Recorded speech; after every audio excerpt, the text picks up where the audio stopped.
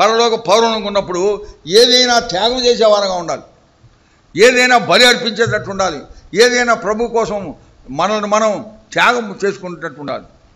Concerning Paul and Barnabas it is return అంటే Paul and Barnabas గురించి అపోస్తుల కార్యములు 15:26 ఉంది, తెలుగులో 25 ఉంటుంది. యేసుక్రీస్తు నామం కొరకు తమ్మును తాము అప్పగించుకొనిన వారు.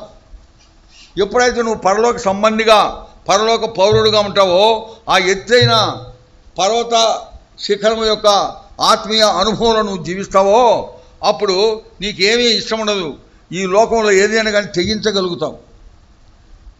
తెగించినారు, తెగించి సేవ చేసినారు. వాళ్ళ లైఫ్స్ సైతం they did not bother about their lifes. Stephen was stone to death. తర్వాత రాయబడుతుంది, రక్తసిక్తం అయిపోయింది బాడీ, అయినా కానీ యేసు ప్రభువుని వదలలే. ఈ saw the glory of God. అర్థమైందండి.